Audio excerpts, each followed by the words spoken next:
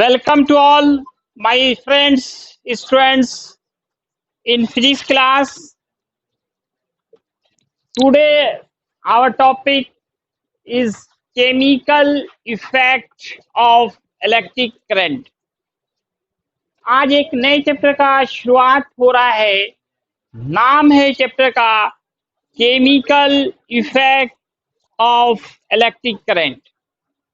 इस चैप्टर को हम लोग 2 in 1 कर सकते हैं, क्योंकि केमिस्ट्री में भी आपने इलेक्ट्रोकेमिस्ट्री नाम का चैप्टर या तो पढ़ा होगा या पढ़ेंगे। 12th में ही केमिस्ट्री में एक पूरा चैप्टर होता है इलेक्ट्रोकेमिस्ट्री। कुछ लोगों ने शायद पढ़ लिया होगा। पढ़ा है जी? कितने लोगों ने पढ़ा है? ठीक है, जो लोग पढ़े हैं उनका रिवीजन भी हो जाएगा और कितना पढ़े अभी पूछेंगे भी, कितना याद है आप लोगों को। तो ये चैप्टर आपका है ना 2 in 1 है, मतलब एक जगह पढ़ेंगे और 2 जगह हमें काम आएगा। फिजिक्स में भी इसके सवाल पूछे जाते हैं और केमिस्ट्री में भी। तो नाम क्या है चैप्टर का, मैं पहले वो लिख रहा हूँ। नाम क्या है? केमिकल केमिकल इफेक्ट ऑफ किसका? Of electric current. Chemical effect of electric current. Chemical effect of electric current Hindi नाम हो जाएगा विद्युत धारा का रासायनिक प्रभाव। ये पूरा चैप्टर एनसीईआरटी में गायब है और हर साल इसके क्वेश्चन बोर्ड एग्जाम में 12th में पूछे जाते हैं, कॉम्पिटिशन्स में। Chemical effect of electric current.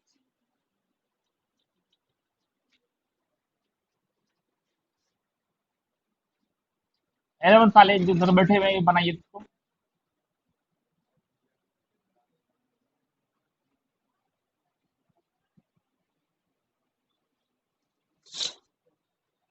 चलिए पहले इस चैप्टर का हम लोग इंट्रोडक्शन करते हैं, परिचय प्राप्त करते हैं। What is chemical effect of electric current.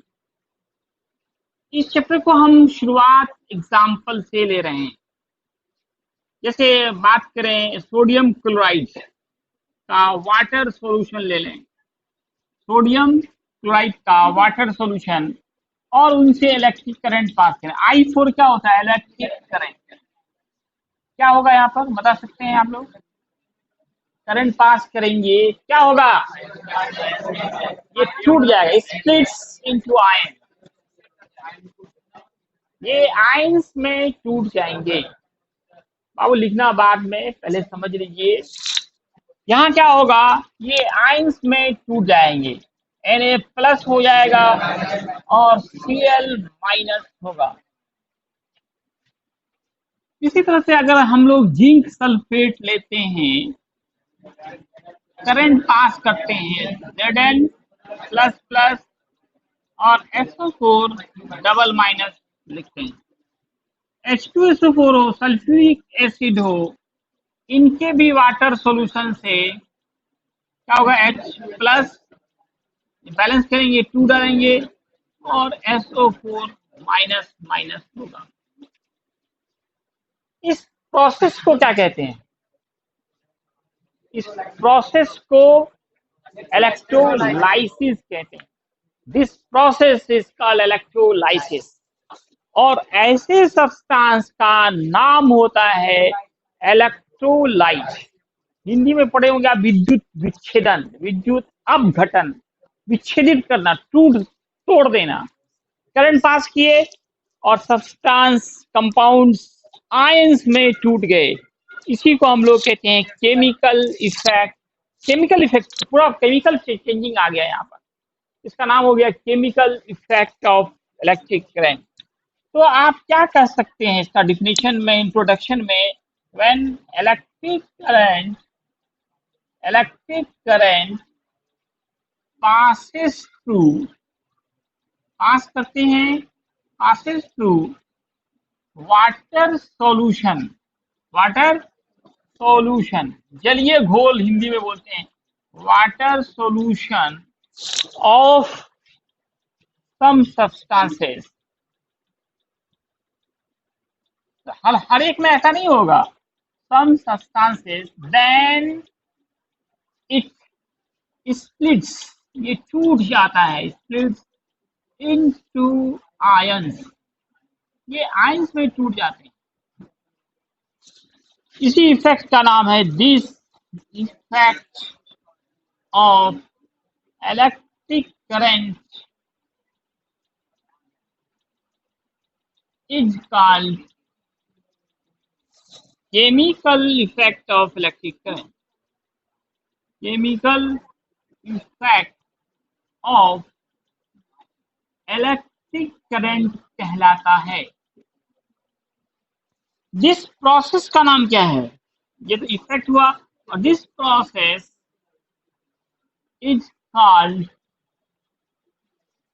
फिर प्रोसेस भी लिख सकते हैं या फेनोमेना भी बोल सकते हैं, फेनोमेनन, इस घटना को या इस प्रक्रिया को, तोड़ने की प्रक्रिया को, ऑब्जेक्ट को, कंपाउंड्स को आयंस में करंट के द्वारा आयंस में तोड़ने के प्रोसेस को इलेक्ट्रोलाइसिस कहते हैं, इलेक्ट्रोलाइसिस कहते हैं।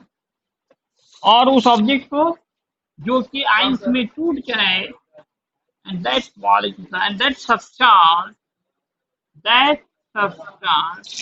which splits into ions, splits into ions due to electric current, due to electric current is called, कहलाता है इलेक्ट्रोलाइट।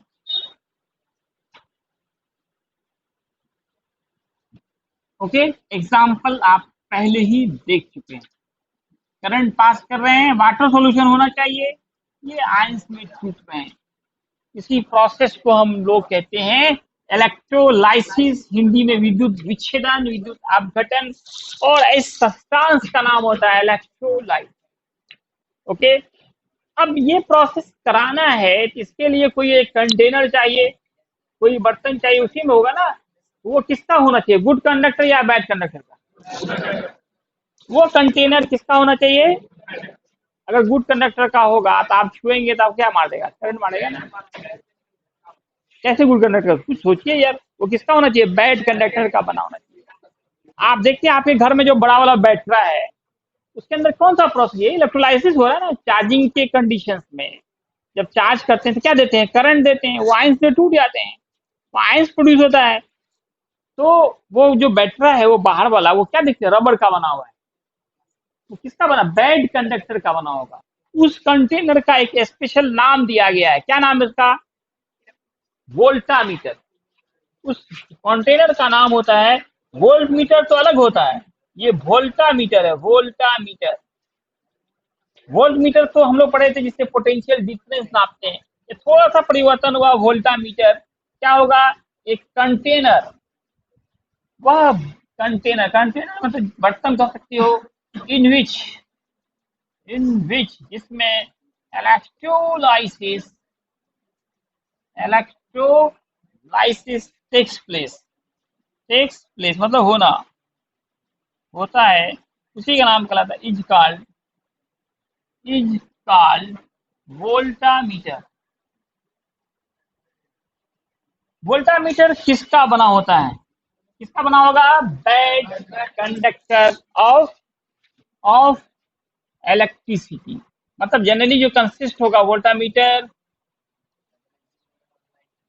इज कंसिस्ट ऑफ या तो ग्लास का, हम लोग जो प्रैक्टिकली जो करते हैं लेबोरेटरीज में वो ग्लास का ही होता है, और रबर का भी ले सकते हैं। एक है ना कंटेनर जिसके अंदर हम लोग, ग्लास मतलब कांच हुआ, ये ना स्टील का ग्लास नहीं हो गया, ये कांच हुआ। ग्लास का मतलब ही होता है कांच। तो इसके अंदर हम लोग दो इलेक्ट्रोड्स लगाते हैं, दो मेटल प्लेट्स लगाते हैं, जिसका नाम होता है इलेक्ट्रोड। क्या नाम हो जाता है? इलेक्ट्रोड।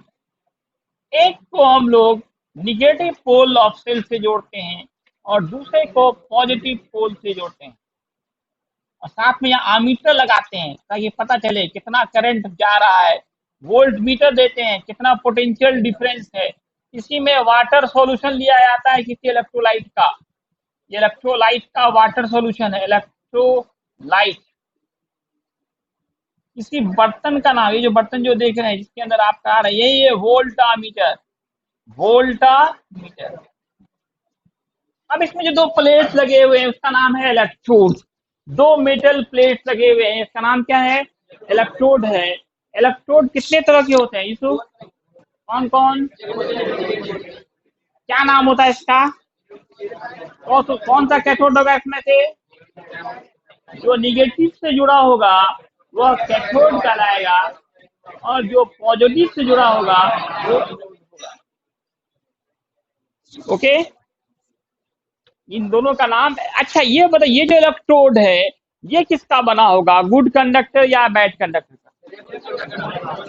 ये गुड कंडक्टर का बना होगा। जनरली मेटल प्लेट्स होते हैं, या कहीं कहीं पे ग्रेफाइट यूज करते हैं, क्योंकि करंट तो उसी से ना जाएगा। वही बैड कंडक्टर का होगा तो फिर करंट कैसे जाएगा? लेकिन हमारा जो कंटेनर है वो बैड कंडक्टर का होना चाहिए ताकि आपको करंट ना लगे। चलिए राइट डाउन, तुम क्या तो तैयार हो जाओ। इलेक्ट्रोलाइसिस के प्रोसेस के लिए आपको इलेक्ट्रोड्स की जरूरत होगी। इलेक्ट्रोड्स क्या है? इलेक्ट्रोड्स क्या है? तो प्लेट्स यूज होते हैं, plates use for electrolysis.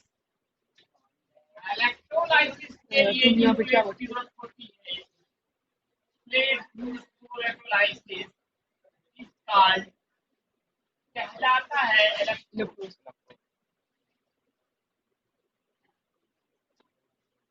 Electrode किसका बना होता है? किसका बना होगा ये? Good conductor. Electrode are consist of, consist of का मतलब बना होना होता है good conductor of electricity, good conductor of electricity. ये जनरली मेटल प्लेट के बने होते हैं। इलेक्ट्रोड का generally consist of, electrode are generally consist of, बना होता है मेटल प्लेट, मेटल प्लेट या फिर ग्रेफाइट। ग्रेफाइट के बारे में आपको पता होगा, ये good conductor of electricity. Graphite is good conductor of, आपका जो पेंसिल है ना किसका बना होता है? ग्रेफाइट का, ग्रेफाइट का बना होता है। तो इलेक्ट्रोड्स क्या है? वह प्लेट हैं जो इलेक्ट्रोलाइसिस के प्रोसेस के लिए यूज किए जाते हैं। Plates use for electrolysis is called electrode. Electrodes are consist of good conductor of electricity. ये गुड कंडक्टर में कौन सा? जनरली हम लोग मेटल प्लेट्स या ग्रेफाइट का यूज करते हैं। ये दो टाइप के हो जाएंगे। टाइप्स ऑफ इलेक्ट्रोड्स की बात करें, टाइप्स ऑफ इलेक्ट्रोड्स में आपका क्या क्या आएगा बाबू? एक कैथोड और दूसरा एनोड होगा। दूसरा क्या होगा? एनोड। एक कैथोड, कैथोड निगेटिव पोल से जुड़ा जाता है, और एनोड देख सकते हैं इस फिगर में, ये छोटा वाला जो सेल का पोल है ये निगेटिव पोल है, बड़ा वाला पॉजिटिव पोल है। जिसको हम लोग निगेटिव से जोड़ते हैं उसका नाम कैथोड होगा, और जिनको पॉजिटिव से जोड़ते हैं उसका नाम एनोड होगा। अब आप देखिए केमिस्ट्री में पढ़े होंगे कैटायन, याद है किसी को? इसका हिंदी क्या होता है? धनायन, धनायन। देखिए कैथोड क्या है? निगेटिव। कैथोड क्या है? निगेटिव पोल से जुड़ा हुआ है। अब निगेटिव पे जाएगा कौन? निगेटिव पे कौन आ जाएगा? प्लस माइनस में अट्रैक्शन होता है ना जी। Unlike charges attract each other. Unlike charges क्या करता है? एक दूसरे को रिपेल करता है। अनलाइक तो जब हमारा कैथोड निगेटिव है तो वहां पे कौन जाएगा? पॉजिटिव जाएगा। इसको डिफाइन करते हैं आयंस डिपोजिटेड। डिपोजिट मतलब क्या होता है? जमा। Deposited on cathode. कैथोड पे जो आयंस डिपोजिट होंगे ऑन कैथोड, आयंस कर दिया, एक से ज्यादा आयन या एक ही आयन लिखेंगे तो इज होगा यहाँ पर, इज कॉल्ड केटायन। तो केटायन कौन सा आयन होगा? पॉजिटिव या निगेटिव? हिंदी से और क्लियर हो रहा है, it is positive ions. Example बोलिए। It is positive ion. Example बोलिए। अभी देखा था ना, एन प्लस देखा था, भूल गया। जेड एन प्लस प्लस देखा था, क्या था? एच प्लस देखा था, है ना। उसके बाद इसी तरह से अल्युमिनियम ले लेंगे तो 3 प्लस आएगा, प्लस प्लस प्लस। मैग्नीशियम में 2 प्लस आएगा। अब इसी तरह से एनायन की बात होगी। एनायन, इसको हिंदी में कहते हैं ऋणायन। इसका डिफिनेशन होगा ion deposited on anode. Anode पे जो जमा होगा, डिपोजिट होगा, उसी का नाम होगा is called anion. Anion, anion क्या होते हैं? It is negative ion. Example दे सकते हैं आप, क्या होगा? Cl minus SO4 minus minus OH minus ETC। तो इलेक्ट्रोलाइसिस के प्रोसेस जब भी होगा, ऑब्जेक्ट आयंस में टूटेंगे, जो प्लस वाला होगा वह जाकर कहाँ जमा हो जाएगा? कैथोड पर जमा हो जाएगा। जो प्लस वाला है वो कहाँ जमा होगा? जो प्लस आयंस है वो कहाँ जमा होगा? और जो माइनस है वह एनोड पे जमा होगा। अब ये कितना अमाउंट का जमा होगा, ये किन फैक्टर्स पे डिपेंड करेगा?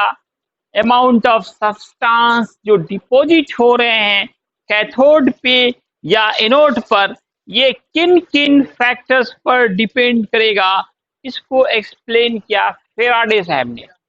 किसने? फेराडे ने। इस एक्सरसाइज में जो सबसे इंपॉर्टेंट टॉपिक है वो वही है हमारा फेराडेज लॉ ऑफ इलेक्ट्रोलाइसिस। लेकिन फेराडे लॉ पढ़ने से पहले आपको केमिस्ट्री का इक्विवेलेंट वेट जानना चाहिए, तभी आप, क्योंकि वहां पे इक्विवेलेंट वेट का जरूरत है। आप में से कोई बताइए व्हाट इज इक्विवेलेंट वेट? कोई? Anyone? What is equivalent weight? पहले हमको इक्विवेलेंट वेट चाहिए।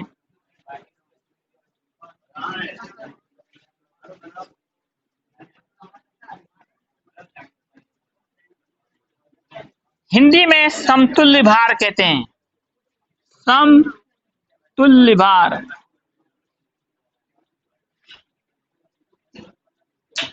कोई भी जी? एनीवन?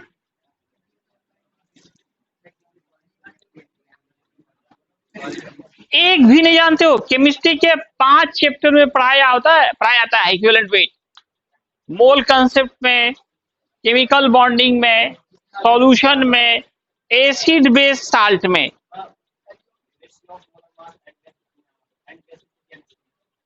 हाँ, ये बेसिक वो एसिड बेस के टर्म में ना, लेकिन जनरल क्या होता है? जनरल इसका डिफिनेशन क्या होगा? क्या शायद बोलो कुछ। क्या? Actual weight is equivalent? No, it is wrong. अपने मन से डिफिनेशन बनाता है ये। एंड वो तो फॉर्मूला वेट कहलाता है, या उसको मॉलिक्यूलर वेट कहते हैं। ये इक्विवेलेंट वेट क्या था? आप लोग किसी ने नहीं पढ़ा केमिस्ट्री में। एक ने थोड़ा सा पढ़ा, नीस ने थोड़ा सा पढ़ा है एसिड बेस साल्ट में। लेकिन सॉल्यूशन चैप्टर में जो आप पढ़ते हो, जो मेन डिफिनेशन होता है इक्विवेलेंट वेट का, बहुत बुरा हाल है केमिस्ट्री का भी तुम लोग, क्या जी?